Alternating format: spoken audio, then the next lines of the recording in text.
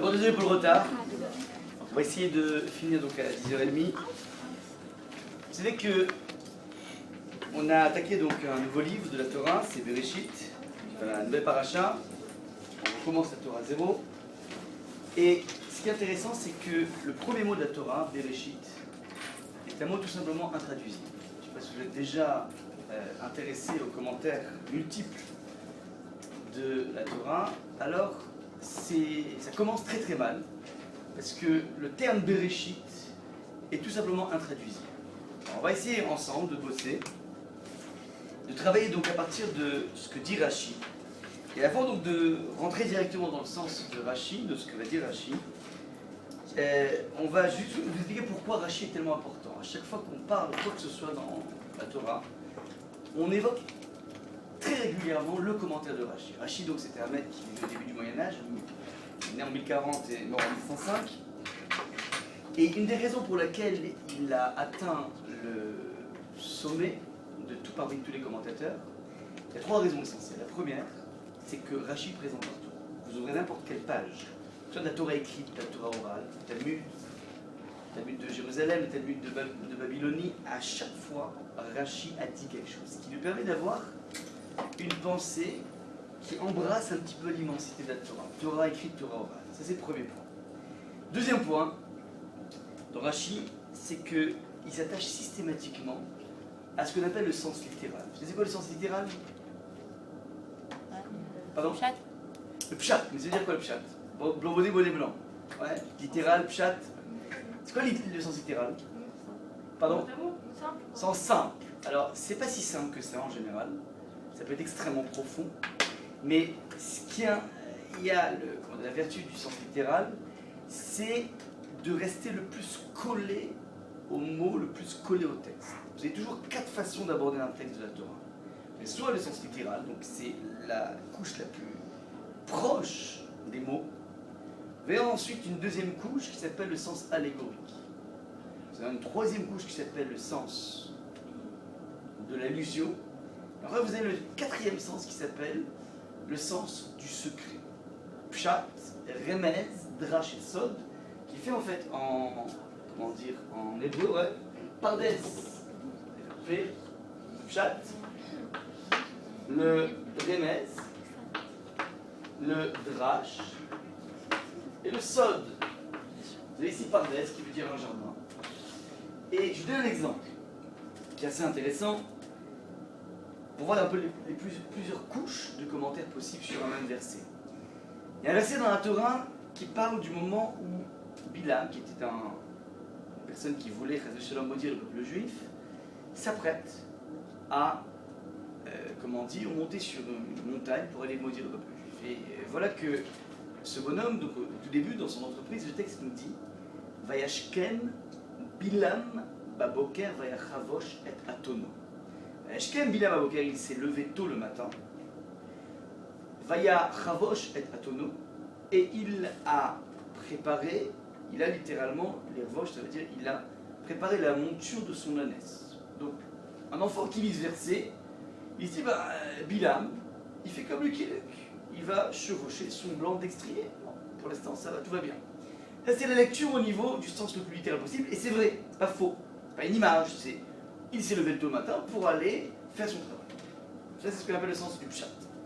Deuxième niveau possible, le niveau de l'allusion, le remez. Le remez, c'est l'allusion, ça veut dire Rashi sur place, qui en général s'occupe plutôt du sens littéral, mais là en l'occurrence il fait une exception, lui dit c'est bizarre, les mots Vayashkem Bilam baboker, Bilam s'est levé tôt le matin, Vayachavosh et atono, il a préparé la monture de son ânesse.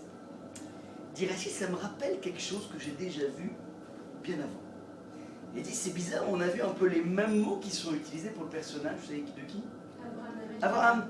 Vayashkem, Avraham baboker, Vayachavosh et Chamoro.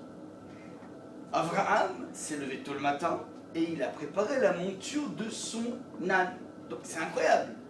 Avraham s'est levé tôt le matin pour préparer la monture de son âne et lui, Bilam, s'est levé tôt le matin pour préparer la monture de son ânesse. Et donc Rashi fait tilt, il dit c'est quand même bizarre que la Torah utilise les mêmes expressions et il comprend qu'il y a forcément une idée. Et quelle est l'idée? C'est que toi, Bilam, tu as envie de venir détruire par ta parole le peuple juif, et tu te lèves tôt le matin, tu as une diligence, tu mets beaucoup d'énergie par rapport à ça. Mais sache une chose, c'est qu'il y a quelqu'un qui t'a précédé bien avant toi, et qui se levait tôt le matin. C'est-à-dire, tout se passe comme si Abraham a créé l'antidote de l'attitude de Bilam. Donc on a ici une sorte de verset en miroir, avec des siècles d'écart, et dont l'un va être l'antidote de l'autre. Ça, c'est la lecture de Rachi qui est déjà beaucoup plus élaborée. Vous dites ça à un enfant de 7 ans, il passera à côté, c'est complexe pour lui. Deuxième niveau. Troisième niveau, le drash. Le drash, c'est déjà de l'allégorie.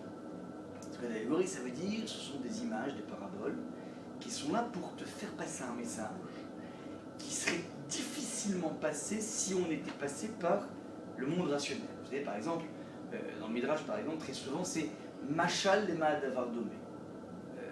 Je te donne un exemple. À quoi ressemble cette chose? On va te raconter une histoire d'un roi avec une princesse et avec un prince. On te raconte une histoire un petit peu à la Walt Disney. Et puis après, tu rentres dans l'histoire, tu es séduit par l'histoire, et puis une fois que on te donne un message dans cette histoire, alors après tu arrives à comprendre ce qu'on voulait te faire passer comme histoire. Ouais, donc c'est une technique qui te permet de te projeter dans un monde que tu acceptes. Ouais, l'histoire de Blanche-Neige, je ne sais quoi, c'est toutes les histoires des machalim, des images, et une fois que tu rentres dans l'image et tu as épousé le personnage principal, après on te dit, tu sais quoi, le reproche en fait c'est vers toi que je le fais. Et d'un coup tu te rends compte que waouh, j'accepte. Mais si je t'avais dit directement en reproche en disant tu te comportes comme la belle-mère de Belle Blanche-Neige, eh ben, tu n'aurais jamais accepté. Mais si je te fais passer par Blanche-Neige, alors boum, les choses se passent bien. Alors, une allégorie par rapport à ce même verset, ça va être développé par les commentateurs, vont dire la chose suivante, que Abraham et Bilam sont mis un petit peu sur le même piédestal dans le monde de la comparaison, et Abraham et Bilam ont une toute petite nuance. Quelle est la nuance entre les deux versets? Ils se ressemblent pratiquement à 95%, mais il y a un petit distinguo. Ça veut dire, quel est le distinguo entre les deux versets? Je répète, Vayashkem Avraham baboker vayachavosh et chamoro, Vayashkem Avraham baboker vayachavosh et atono. Atono et chamoro. Voilà, atono et chamoro. Il y en avait un âne, c'est Avraham, et l'autre avait une ânesse. Ça veut dire, l'un avait la Fiat 5000 et l'autre avait la Mini. Voilà, ça revient même, c'est chacun son moyen de locomotion. Sauf que les Ramim vont essayer de pénétrer un peu plus le texte, ils vont dire, c'est bizarre, ça va Chavosh et Chamoro. Chavosh en hébreu veut dire, a priori, préparer la monture du cheval ou de l'ânesse, de l'âne ou de l'ânesse, peu importe. Mais les Rvosh en hébreu, ça veut dire les Rvosh. C'est la conquête. Kivouche, par exemple. Kivouche, lorsqu'on veut conquérir un territoire, on fait un kivouche. Et donc, ils entendent ici, Chavosh et Chamoro, il a conquis, et Chamoro, son âne. Ça veut dire quoi, conquérir son âne? Pardon? Non, Kivouche, c'est un caf. Oui, mais Chavosh et Chamoro, c'est pas. Non, je crois pas qu'on peut le vérifier. Chavosh et Chamoro, donc il va conquérir Chamoro. Chamor veut dire l'âne, mais c'est quoi la racine de Chamor? C'est quoi? C'est le chomel, c'est la matière. On vient nous dire ici, de façon extrêmement jolie, que Abraham est un personnage qui a réussi à conquérir sa matière. Ça veut dire que c'est une personne qui est capable de conquérir toute forme de pulsion, toute forme d'envie, toute forme de cavote. Ça veut dire que c'est un personnage qui a résolu son problème avec tout ce qui s'appelle l'attirance matérielle. Ça, c'est le sommet de Abraham. Mais c'est intéressant. Si je dis ça sur Abraham, je suis obligé de dire c'est la même chose sur Bilam. Bilam, il est Vayachavosh et Atono. Il a lui aussi réussi à dépasser le monde de la matière. Et donc ça veut dire que Bilam, lui aussi, a une révélation. Seulement la seule différence, c'est que l'un c'est masculin, l'âne, l'autre c'est féminin. Or, on sait au niveau des lois de la nature qu'il y a toujours un phénomène d'attirance entre le masculin et le féminin. Pas entre le masculin et le masculin, comme on veut nous faire croire aujourd'hui, mais entre le masculin et le féminin, il y a toujours une zone d'attrait. Et si on dit que Abraham, lui, est dans un contact avec la matière de masculin-masculin, Abraham qui conquiert sa matière, Hamor, c'est un masculin. On te dit que Bilam, lui, il est capable de conquérir la matière, mais il garde une zone d'attirance. Non pas qu'on veuille dire, de façon, grossière, que Bilam avait, comment dire, des relations zoophiles avec son ânesse, pas du tout. Et même la Gemara qui dit ça ne veut pas du tout de ça, veut dire qu'il a gardé encore dans sa façon de dominer la matière une once, un soupçon de lien avec la matière. Alors cette lecture de ces deux versets, vous voyez à quel point c'est une lecture beaucoup plus élaborée, un enfant ne peut pas comprendre ça, c'est pas évident. On est dans le monde du Drash, c'est Maral qui propose cette lecture par rapport au... On est dans le monde du Drash et de la Hébreu. Et le Sod, je ne le connais pas, c'est le secret.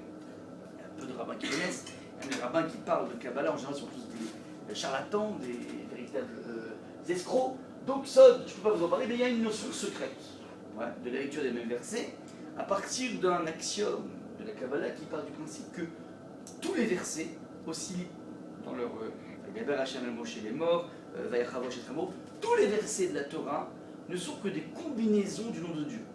C'est-à-dire que celui qui a les clés de lecture, il pourrait voir en permanence des noms de Dieu qui défilent sous ses yeux. Donc derrière le verset simple, au commencement du créé le ciel et la terre, en fait se cache en permanence des noms de Dieu. Et ça, on n'a pas les clés, et aucun en général rabbin du monde n'a les clés, et ceux qui disent qu'ils ont les clés sont en général tous des charlatans. Bref, donc ça c'est un petit peu, pour comprendre. Voilà un petit peu 4 façon d'aborder le texte, et c'est intéressant, le même texte. Lorsque le Maharal va proposer une lecture extrêmement élaborée des versets de Avram et de Bilam, il ne sait pas décolleter du texte, il vous véhicule des idées extrêmement profondes à partir d'un même texte. Ça c'est le principe de l'exégèse biblique, ça veut dire que tu prends un verset, tu peux le lire selon 4 étages, mais à chaque fois, dans chacun des étages, tu verras que tout rentre dans les mots. À partir de là, Rashi, lui, s'occupe toujours de cette couche ici, sens littéral. Ça veut dire qu'il veut te montrer dans quelle mesure il existe une lecture première du texte qui n'est pas une lecture bête, qui n'est pas une lecture enfantine, qui est une lecture qui te permettra d'avoir l'approche la plus, comment dire, la plus directe du texte, même si elle est extrêmement profonde. Ça, c'est Rashi. Et dernière chose, pourquoi Rashi est toujours le top? Parce que Rashi, quel que soit le siècle, comment dire, dans lequel tu habites, à chaque fois, tu verras que Rashi est quelque chose de totalement actuel. On dirait que Rashi a réussi à percer le secret de la Torah tellement fort qu'à chaque fois qu'il dit quelque chose, tu as l'impression qu'il parle pour notre génération actuelle. Maintenant, on dirait qu'il est venu hier, un rabbin qui est venu hier pour te parler de l'actualité. Ça, c'est donc la vertu de Rashi. C'est la raison pour laquelle, en général, on étudie Rashi de façon permanente. Donc, à chaque fois qu'on veut comprendre quelque chose, boum, on regarde Rashi, et ensuite, on regarde les commentaires. Alors, pour revenir à nos moutons, Bereshit. On va donc se laisser guider, donc vous avez devant vous 2 documents. Le premier, c'est un document, vous avez le texte donc, de la Torah avec le commentaire de Rashi dans la colonne de gauche et sa traduction faite par le rabbinat.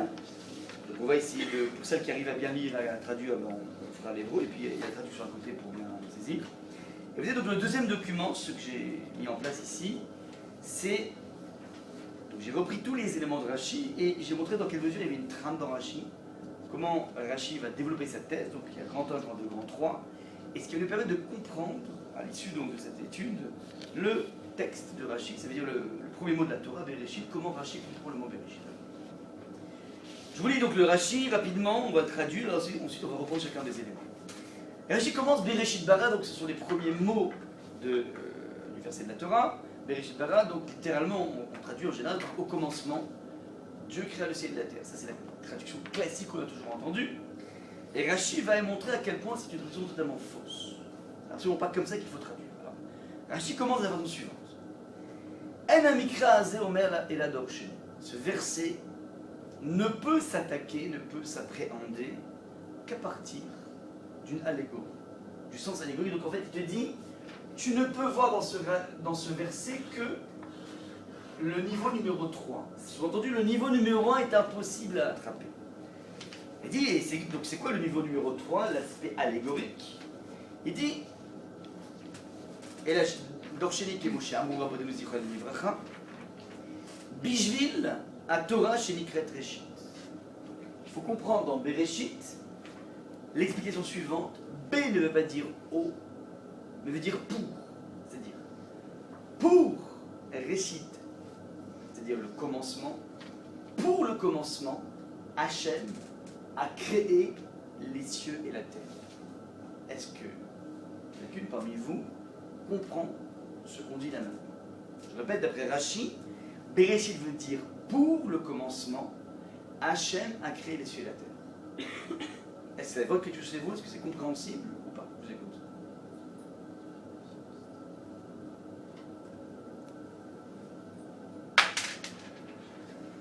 Raté.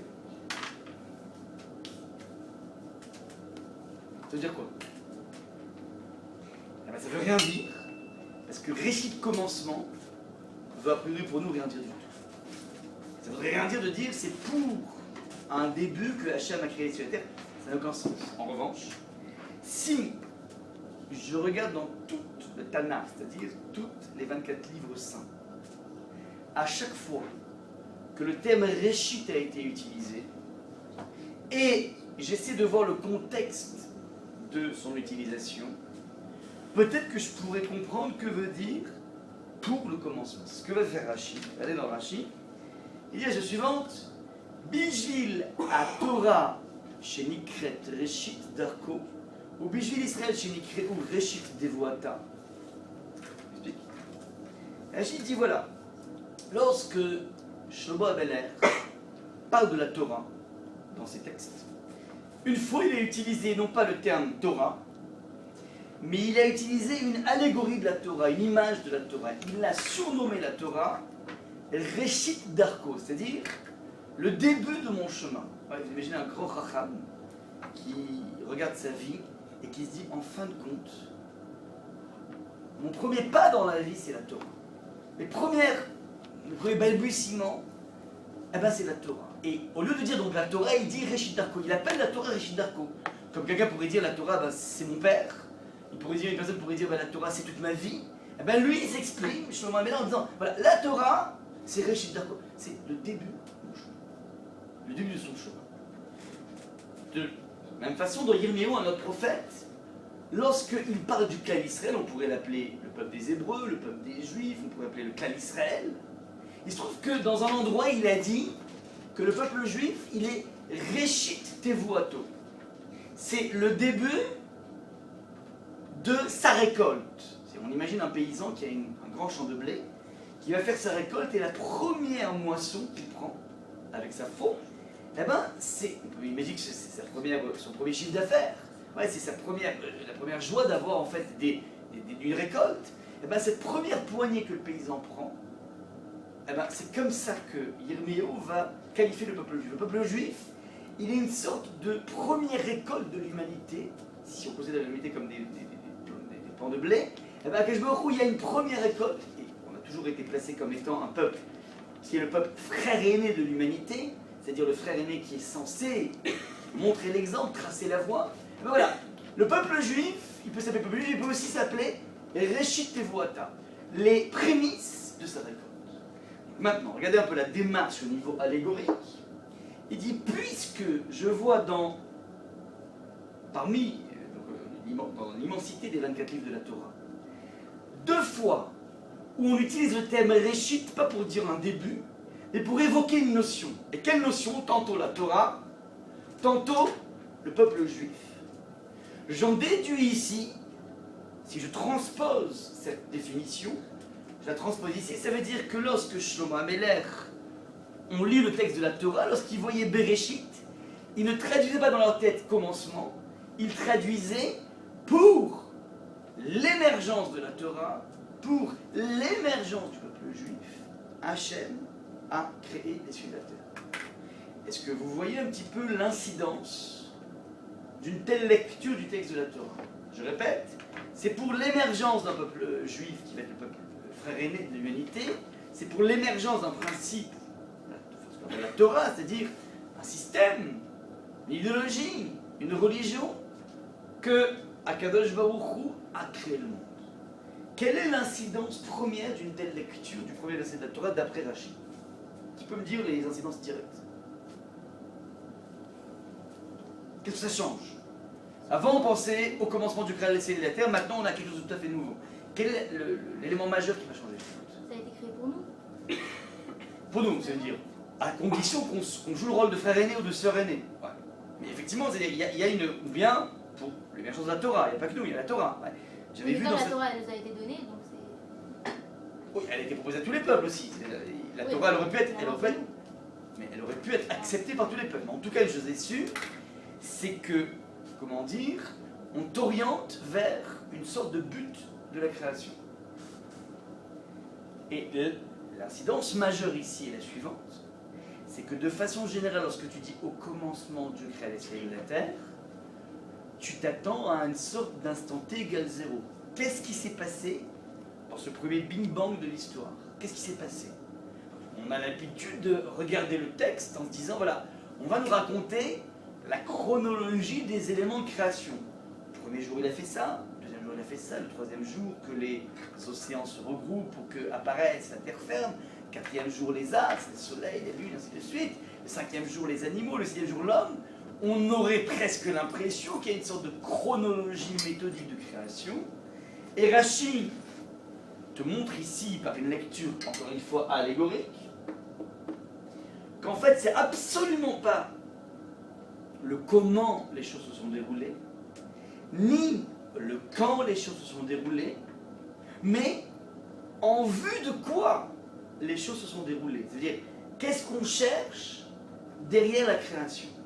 Ça, c'est la première incidence que l'on peut attraper de cette lecture de Rachi. Est-ce qu'on est clair jusque-là? Oui, n'hésitez pas à poser des questions, on fait interactif, aucun souci. C'est clair jusque-là ou pas? À partir de là, Rachi va rentrer dans une démonstration pourquoi il est impossible de traduire Bereshit tel qu'on le fait de façon générale au commencement du créé. Il va donc démontrer, je répète, qu'il est impossible de dire que Bereshit veuille dire au commencement Dieu créa le ciel et la terre. Je vous résume avant de le lire dans le texte l'argumentaire de Rachi. L'argumentaire de Rachi est basé sur le fait que Bereshit bara est une erreur de syntaxe, c'est une erreur de grammaire majeure. Je m'explique, pas moi, Rachi explique. Bereshit en grammaire hébreu, c'est ce qu'on appelle un état construit. Alors, désolé de vous plomber l'atmosphère avec les souvenirs du Becherel ou du Bled, ou je ne sais pas comment on fait autour aujourd'hui, mais Bereshit en fait ne veut pas dire au commencement, mais veut dire au commencement de. C'est un état construit, par exemple, on dit tout à l'heure, Réchit d'Arco. Réchit d'Arco, ça veut dire c'est le début de son chemin. Ça veut dire après, lorsqu'on a une contraction ici en hébreu, je ne sais pas si vous faites un ulpan, mais le Bereshit, lorsque tu contractes ici Bereshit, c'est le commencement de, et lorsque tu dis le commencement de, quelle est la forme que tu attends après? Quel type de forme t'attends? T'attends un sujet, un verbe, un complément, qu'est-ce que t'attends? Alors, un complément, mais ça veut dire c'est un nom en général. Ouais, c'est-à-dire qu'au commencement de quoi? De quelque chose. Le commencement d'une année, le commencement d'un cours. Or, qu'est-ce qu'on a dans le texte de la Torah? Un verbe. Littéralement, il est marqué dans le premier texte de la Torah, le premier verset de la Torah, au commencement de, il créa le ciel et la terre. Je répète, est marqué de façon littérale, au commencement de, Hachem créa le ciel et la terre. De quoi? Il n'y a rien qui est marqué. Ouais, c'est la première anomalie au niveau de la syntaxe. Il y a un problème énorme au niveau donc du premier mot de la Torah. Ça veut dire que si on voulait dire au commencement, on va nous dire Rachi, on aurait dû marquer Barishona. Au début, Hachem a créé le ciel et la terre. Mais puisqu'il est marqué Bereshit, on s'attend dans toute expression normale, écrite dans toute langue, avec une syntaxe normale, on s'attend ici à avoir un nom, on a un verbe. Ça, c'est la remarque de Rachi, qui l'amène à nous démontrer qu'on n'a pas d'autre issue que de traduire le premier mot de la Torah de façon allégorique. C'est une sorte, c'est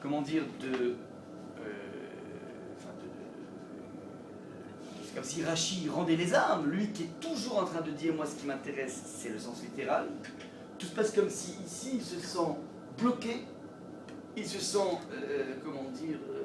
empêché, il n'y a pas d'autre issue que de nous flanquer un sens, comment dire, allégorique et non pas littéral. Alors, on va lire maintenant le Rashi, pour que je sois plus clair, et ensuite on va essayer de comprendre quelles sont toutes les incidences de ce qui s'est passé. Alors, Le sujet aussi doit être avant le verbe. pardon? Le sujet aussi doit être. Alors ça, on peut jouer. Sur la place du sujet avant le verbe, ça peut être encore négociable. C'est pas très grave. Ouais. En français, on ne se dit pas danser il ou. Pardon? On ne peut pas dire créer il, par exemple. On dit Hachem, il a créé. Hachem a créé, pas créé Hachem. Non, mais je pourrais dire, au commencement, c'est Hachem qui créa. Ça veut dire, Bara Elohim, il a créé, c'est Hachem. Donc ça pourrait s'entendre. C'est Hachem qui a créé. Donc on pourrait entendre, en tout cas pas en français, mais en Lashon HaKodesh, on peut comme ça placer le sujet après le verbe. Ça, c'est pas gênant. Ouais. C'est typiquement français, donc encore une fois, un problème de syntaxe qui est typiquement français n'est pas gênant pour le Lashon HaKodesh. Mais en revanche, dans tout le Lashon HaKodesh, ça c'est une erreur de syntaxe. C'est quand même incroyable de dire que le premier mot de la Torah, le premier verset commence par un bug au niveau syntaxe. C'est incroyable. Et, force est de constater, c'est pas un bug, c'est que forcément, Akash Baruch Hu voulait d'entrée de jeu nous convoquer à une lecture qui n'est pas une lecture littérale. C'est ce que propose ici Rashi. Alors Rashi, donc on fait une démonstration. Allez dans Rashi, Veim batal eferesh kepshuto. Donc, mais si tu veux l'expliquer selon le sens littéral, fais-le ainsi, dit Rashi. Littéralement, Bereshit, au commencement de la création des cieux et de la terre. Il faudrait rajouter un Bereshit. Ouais. Donc nous on a au commencement de créa le ciel et la terre, d'accord? Ça c'est le verset qu'on a. Donc il dit c'est pas grave, tu mets ici une sorte de, je sais pas comment on appelle ça, astérix, ouais, et tu dis au commencement de la création, Hachem créa le ciel et la terre. Et tout se passe comme s'il y avait, comment dire, une sorte d'ellipse ici, et qu'il faudrait rajouter. Alors, donc, alors, il n'a pas vraiment le rajouter Rashi, il a dit on va faire ce qu'on appelle un procédé grammatical qui est le suivant, prendre un verbe et en faire ce qu'on appelle un substantif. Je m'explique. Le texte nous dit Bereshit bara, donc au commencement de il a créé, on va prendre le bara et on va le substantiver. C'est quoi le substantiver? C'est en faire un nom. Tu prends un verbe et tu le métamorphoses en nom. C'est par exemple, au lieu de dire créer, tu transformes en nom, c'est le fait de créer. Le fait de pétrir, le fait de pétrir. Ça te permet de transformer un verbe en nom. Donc là, en l'occurrence, Rashi propose la chose suivante. Mais si tu veux l'expliquer selon le sens littéral, fais-le ainsi. Au commencement de la création des cieux et de la terre, alors que la terre était tohu vohu, que les ténèbres, ainsi de suite, ça veut dire, donc, en deux mots, je prends le verbe bara et je le transforme en béro. Béro, c'est le fait de créer. Ouais, pour ceux qui lisent un petit peu l'hébreu, donc il y a bara, c'est le verbe actif, et béro, c'est le fait de créer. Donc, au commencement du fait de créer les cieux et la terre était tohu bohu, vechocher al-penetera. Quelle est le remarque que vous faites ici? Si je fais cette, on pourrait appeler ça presque un lifting au niveau esthétique. Ouais, c'est un lifting du verset. Dans ce lifting du verset, qu'est-ce qui cloche encore? Au commencement du fait de créer les cieux et la terre était tohu bohu. Si c'est le début, c'est sûr qu'elle était vide. Pardon? Si c'est le début, c'est sûr que c'était vide.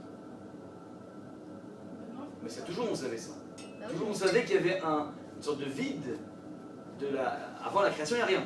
Si on crée, il n'y a rien. Donc ça n'a pas changé entre ce qu'on vient de découvrir. Mais reprenez le verset qu'on a d'habitude. Au commencement, Dieu créa le ciel et la terre. Et Rashi propose, au commencement de la création des cieux et de la terre était tohu. Il y a eu quelque chose, un changement majeur qui a été mis en place. Au commencement, Dieu créa le ciel et la terre. Au commencement de la création des cieux et de la terre. Hachem, il n'est pas là. Ça veut dire que ce sens littéral, non seulement c'est une sorte de lifting, en rajoutant ce terme, c'est-à-dire on prend le verbe, on le métamorphose en substantif, mais qui plus est, on a fait l'omission d'Hachem. C'est quand même cocasse, dans un début de verset, pour s'en sortir au niveau du sens littéral, d'être obligé d'effacer le nom de Dieu.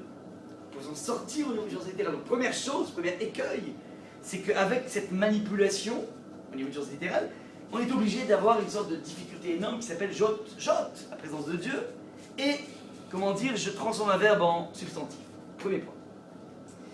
Deuxième, alors, maintenant, c'est intéressant, regardez comment Rachi va défendre éventuellement ce sens littéral. Enfin, il va essayer de montrer comment ça pourrait éventuellement tenir, de façon certainement bancale, mais ça tient un petit peu. Donc, il y a la chose suivante. Ici, demain...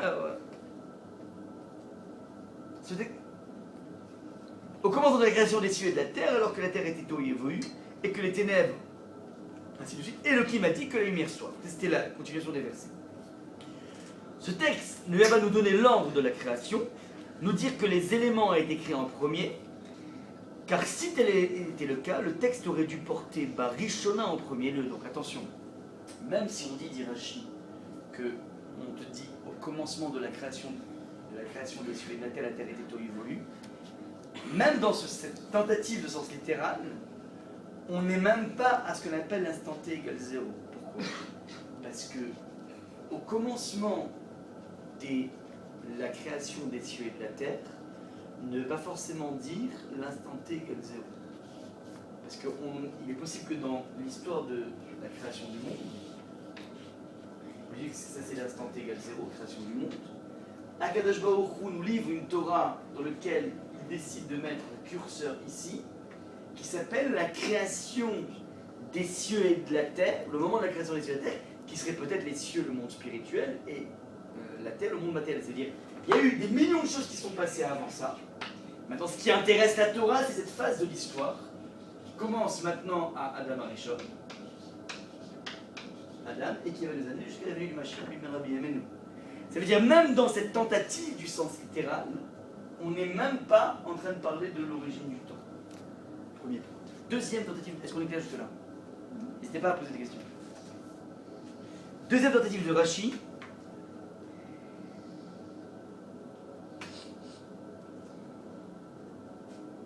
Alors, excusez-moi donc. Alors, et maintenant, donc, excusez-moi, donc pour asseoir, si vous voulez, cette tentative au niveau du sens littéral, Rachi va dire, au commencement, ouais, on a déjà...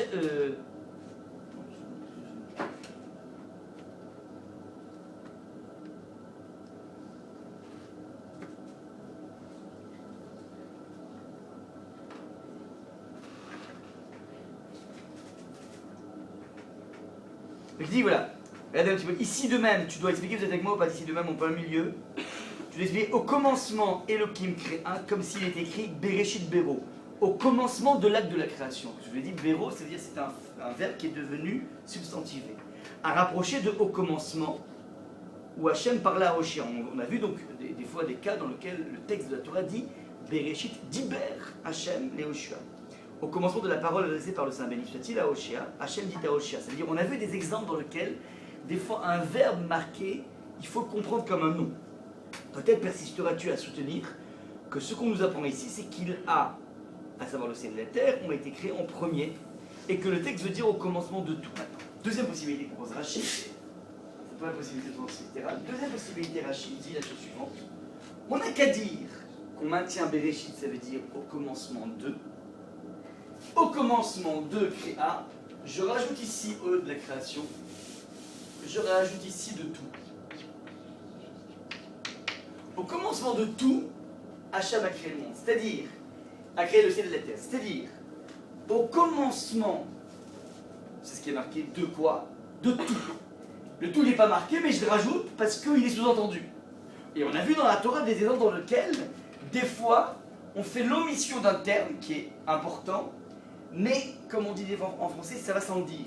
Par exemple, si on dit au commencement de créer le ciel et la terre, au commencement de quoi? De tout. Peut-être que tu pourrais persister à dire que finalement, ce verset peut se lire en rajoutant une sorte de... un mot qui manquait, et qui permettrait de dire, voilà, au commencement de tout, ça veut dire qu'on se situe ici, à ce niveau-là, au commencement de tout, l'instant égale 0, Hachem crée les cieux et la terre. Là-dessus, Rachi va amener une double question de logique, qui est la suivante.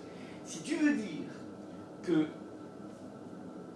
Bereshit veut dire au commencement de tout, Hachem crée le ciel et la terre, alors tu vas avoir un problème, et donc tu voudrais dire finalement qu'il y a une sorte de chronologie, on te décrit comment ça s'est passé, tu vas avoir un problème, deux problèmes. Le premier problème est le suivant, te dit dans le deuxième verset, Haaretz haïta tohu vavohu, la terre était tohu bohu, était une sorte de magma.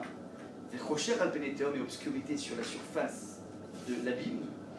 Veruach Elokim merachefet al ben hamaim, et le souffle divin planait sur la surface de l'eau. Je répète, le souffle divin planait sur la surface de l'eau. On comprend pas ce que ça veut dire. En tout cas, une chose est sûre, c'est qu'on parle, avant même la création, d'une notion de masse d'eau. Il y avait un souffle divin qui planait sur la masse d'eau. Or, dans le récit de la création, l'eau n'intervient qu'à partir du troisième jour de création. Donc on fait mention dans le deuxième verset de la Torah d'un élément qui ne va intervenir que ultérieurement, et donc il y a forcément un problème d'anachronisme, de problème de chronologie. Mais on ne dit pas que Hachem, le premier jour, il a tout mis en place et que c'est après qu'il a organisé. Alors, si on rentre dans la dimension midrashique qui est proposée par Rashi aussi, oui, mais c'est du midrash. Si je reste dans le sens littéral, il n'y a pas marqué ça. Si je suis dans le sens littéral, je vois qu'il y a une sorte de chronologie. Premier jour, la lumière, deuxième jour, deuxième jour, les océans, troisième, ainsi de suite. Ça veut dire que, effectivement, si je joue sur plusieurs plans, alors je peux m'arranger avec tout. Mais si je veux rester dans un... C'est ce que propose Rashi. Si tu veux rester dans un sens littéral, tu vas être confronté à un problème de chronologie. Deuxième problème amené par Rashi. Le texte nous dit Bereshit bara Elokim et Shamaim. Shamaim, ça veut dire les cieux. Et Shamaim, en fait, c'est un nom qui provient de la composition des cieux. Comment on fait un ciel? Réponse avec du Esh et du Maïm, du feu et de l'eau. C'est la combustion de l'eau qui permet de faire des nuages. C'est-à-dire que Shamaim, c'est Esh ou Maïm. Vous voyez un petit peu au niveau onomatopéique. On entend ici Shamaim, Esh ou Maïm. Donc les cieux, ouais, Shamaim, c'est la résultante de la combinaison chimique de l'eau avec du feu. Ce qui veut dire que lorsque tu dis Shamaim, tu sous-entends qu'il y avait déjà du feu et il y avait déjà de l'eau. Donc d'entrée de jeu, dans le premier verset, tu nous fais mention d'un élément qui ne va être créé que ultérieurement. Donc ça veut dire que de toutes les façons, si tu as envie de voir ici une quelconque chronologie, eh ben, tu es devant un écueil parce que tu parles de choses qui n'ont même pas été créées. Bilan des courses, Rashi va dire, si tu voulais t'obstiner à chercher un sens littéral du premier verset, t'es foutu, tu ne peux pas y arriver. Et donc, tu es obligé d'en revenir à ce que j'avais dit au début, dit Rashi, c'est-à-dire un sens allégorique qui vient te dire, et c'est très important de spécifier, ni le Bereshit te renseigne le quand est-ce que ça a été fait, ni comment ça a été fait. L'ordre de chronologie n'est pas une chronologie du tout, donc on n'a même pas vraiment une... Il faut comprendre autre chose derrière ce déploiement au niveau des jours. Et troisième chose, ni quand, ni comment, ni pourquoi Hachem a créé le monde. Nulle part on te mentionne quels étaient les mobiles d'Hachem. La seule chose que te dit Bereshit, c'est en vue de quoi? Qu'est-ce que Hachem attend derrière la création du monde? Qu'est-ce qu'il veut derrière ça? Quelle est sa volonté? C'est-à-dire l'émergence, on avait dit au tout début, d'un peuple. Alors j'avais vu des versions qui disaient aussi les tzadikim, même les tzadikim, comment dire, les justes parmi les nations. C'est pour que la terre porte un Jean Moulin qu'Hachem a créé le monde. Un bonhomme qui va être capable de se torturer par les Allemands pour protéger les Juifs. C'est pour ça que le monde a été créé, c'est ça qui nous intéresse. Donc faites bien attention. D'aucune façon, le texte de la Torah tel qu'il est lu par Rashi, et tel qu'il est presque démontré, il te montre finalement que tu n'as pas de possibilité d'avoir un sens littéral. Alors, d'aucune façon, il te renseigne ni sur le quand, ni le pourquoi, ni le comment, mais sur le en vue de quoi. Le pourquoi, ça veut dire quelles sont les raisons qui ont amené Hachem à inventer le monde. On a des livres qui parlent de ça, des livres de Kabbalah qui parlent de ça, mais c'est pas ça l'enjeu de la Torah. La Torah, c'est pas ça. La Torah, et ça qui est intéressant, c'est pas donc un livre d'histoire qui va te raconter ce qui s'est passé, ni de la préhistoire, ni un livre de science, ni rien du tout. C'est un livre qui est là pour te convoquer à devenir meilleur, à être quelqu'un de meilleur. C'est quoi l'émergence d'un tzaddik? C'est quoi l'émergence de la Torah? C'est quoi l'émergence du peuple juif? C'est pas un peuple juif qui va avoir une sorte de piston parmi les autres, pas du tout. C'est un peuple qui doit montrer l'exemple, qui doit montrer finalement, même Reb Kohanim, c'est quoi? C'est un peuple, une nation de prêtres et de personnes qui sont capables de montrer comment on est honnête, comment on vit une vie, comment dire, équilibrée, comment on essaie d'aider son prochain. Bref, tout ce que l'on sait au niveau de l'éthique juive. C'est ça le but du monde. Maintenant, l'incidence directe de ce période de Rachi est essentielle. Il y a beaucoup de rabbins qui s'amusent aujourd'hui à essayer de trouver coûte que coûte une compatibilité entre le texte de Bereshit, la Torah, et la science. Alors on est un peu embêté. Nous on est en 5775, c'est-à-dire qu'on considère que le monde a été créé depuis à peu près maximum 5775 années. Et on se retrouve devant des scientifiques qui te démontrent par A plus B, datation 44, avec tout leur système extrêmement sophistiqué, que le monde a plusieurs 6 milliards d'années, je sais plus 6 ou 7 milliards d'années, et qu'il y a des dinosaures, bref. Et donc il y a des rabbins qui se sont lancés dans des discussions complètement, comment dire, un petit farfelu, à partir de démonstrations, en disant que non, mais c'est tout à fait compatible avec les cycles de la création, et boum, c'est QFD, on arrive à 6 milliards d'années, c'est tout à fait compatible. On nous dit que, d'abord, c'est un petit peu délicat parce que très souvent, parler de notions physiques, de science, qu'on ne maîtrise pas nous-mêmes, la relativité, des choses qui sont extrêmement complexes à attraper, c'est délicat de les avoir dans les bouches de rabbins dont on sait, qui ne sont pas forcément des personnes qui sont expérimentées là-dedans. Donc tu ne peux pas évoquer certaines notions pour démontrer quelque chose, pour essayer de t'arranger. Donc il y a déjà un problème de l'honnêteté intellectuelle par rapport à ça. Mais deuxième point essentiel, c'est que finalement c'est de faire un contresens, d'essayer de faire coïncider le texte de la Torah avec la science. Pourquoi?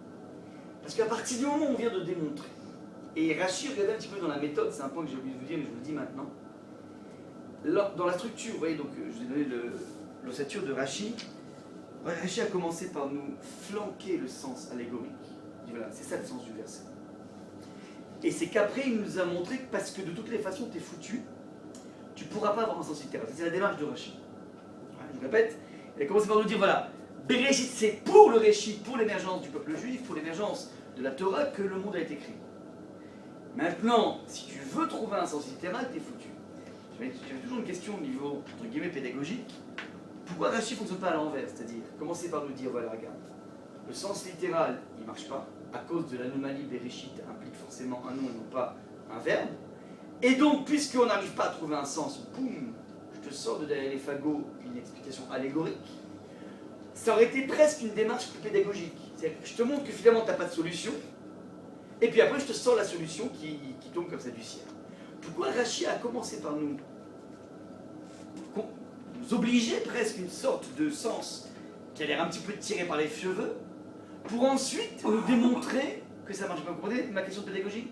Un avocat, par exemple, Mavdil, s'il devait se battre dans des tribunaux, il va commencer d'abord par démontrer que tout ce que dit la partie adverse est bidon, point par point, ça c'est pas bon, ça c'est pas bon. Puis après il va dire, et donc moi j'ai la solution, et donc mon client n'est pas coupable.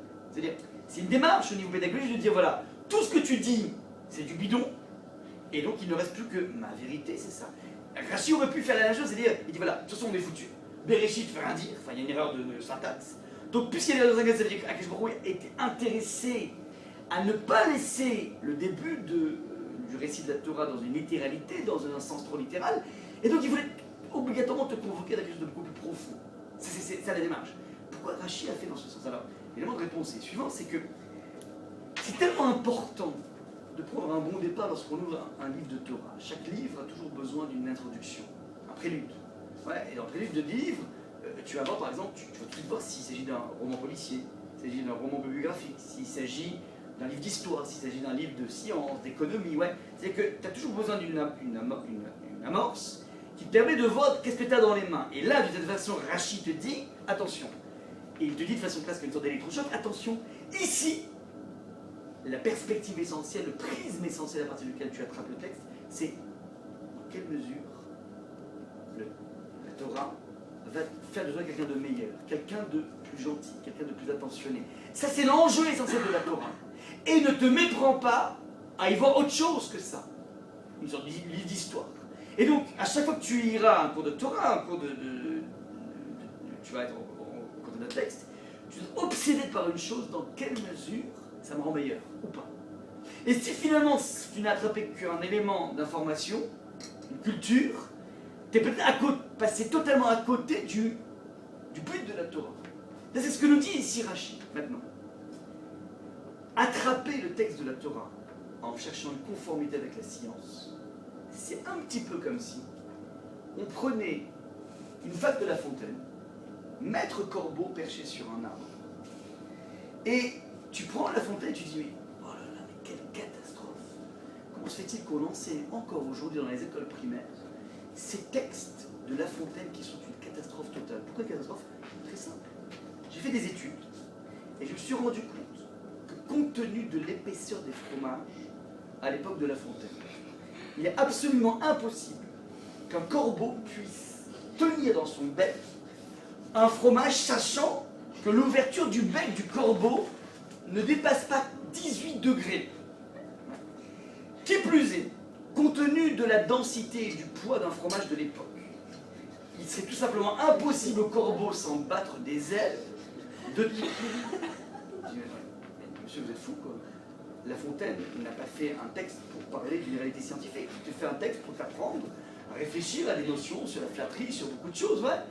Eh bien, c'est exactement la même chose. Attraper le texte de la Torah en essayant de regarder une conformité scientifique, c'est prendre un texte d'éthique de morale et dire mais ça ne coïncide pas, il y a un problème avec ça. C'est la même chose, c'est la même grossièreté. Et donc c'est la raison pour laquelle je dis que c'est même pas la peine de rentrer dans une sorte de confrontation Torah et science, parce qu'on est dans deux domaines totalement différents. Ouais, c'est ridicule de parler de La Fontaine au niveau de sa validité scientifique, c'est tout autant ridicule d'essayer de parler d'un texte qui est là pour t'apprendre à grandir, à te bonifier, en essayant d'interroger les éléments qui n'ont pas été marqués. Tu vois bien qu'en fait c'est plein de pièges, c'est-à-dire si tu parles du... Tu penses qu'il y a en fait une chronologie, ouais, si tu penses vraiment qu'il y a un jour, bon, il y a des jours de création. Mais le jour chez nous par exemple, c'est un jour qui est en fonction d'une portée de 24 heures, enfin c'est tout lié en fait au système solaire, ouais, la rotation de la Terre autour du Soleil. Donc quel est le sens d'une notion de jour les 3 premiers jours, alors que le Soleil n'a même pas été encore créé? Il y a 3 jours de création par exemple, on parle d'un jour, mais il n'y a même pas de soleil, donc ça ne veut rien dire ce jour. Et donc forcément, le texte est tout simplement déconnecté d'une certaine réalité scientifique qui n'intéresse pas du tout le texte, c'est pas du tout le propos du texte. Donc vous voyez un petit peu comment, à partir d'une étude, comme il faut, de Rachi, on arrive à d'abord avoir un bon sens de ce qui est marqué ici, prenons, et surtout de prendre la bonne optique de l'étude de la Torah. C'est qu'est-ce qu'on attend, qu'est-ce qu'on cherche dans l'étude de la Torah. On cherche avant tout qu'un individu se bonifie, qu'il est de plus en plus sensible, de plus en plus bon, de plus en plus gentil, de plus en plus conscient de ce qui se passe dans sa vie. Donc je m'arrête ici s'il y a des questions.